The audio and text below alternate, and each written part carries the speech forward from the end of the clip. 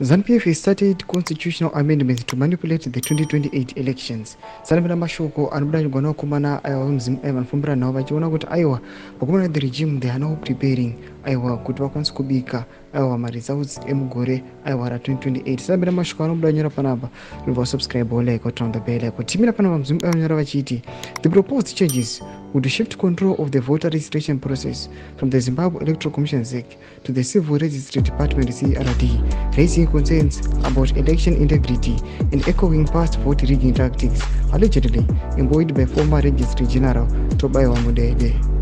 For decades, Mudede played a central role in manipulating voter rolls in favor of ZANU-PF, exploiting the names of deceased individuals to inflate votes through ghost voters.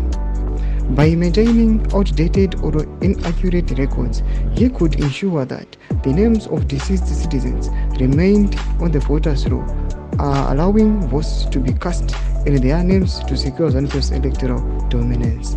This approach not only skewed election results, but also eroded public trust in the electoral process, as the lack of transparent voter rolls management facilitated widespread manipulation.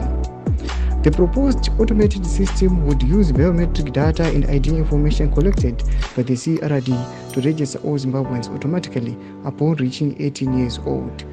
Unlike previous systems where ZEC maintained the voters' roll, the new law would give the CRD under direct government control, authority over voter registration and roll management. Thomas Kwanabuda nyugona wakomana ava varukuya vachipa mhosva kune mukomana wavari kuti aiwa mukomana anonzi Tobiwa Mudede aiwa registrar general ari kunzi ndiye aibika maresults ashandisa names evanhu vari deceased. Panapa vakomana vari kuuya aiwa amene kuti kuzama kubika varoda kuita vachishandisa the CRD varoda kubika maresults emaelections hawo. Takuona panapa vakuuya vachinopa mhosva kune vakomana aiwa veku the civil registry vachiti ndo vaibika maresults enema zvavakuuya vachiadmita nawo, but all along back they were not agreeing kuti aiwa these results aiwa aibikiwa achimanipulatiwa. Tudze mafunguro enyu motudi pamusoro pechitiko ichi. Pinda comment section medu, so subscribe or like, turn on the bell icon.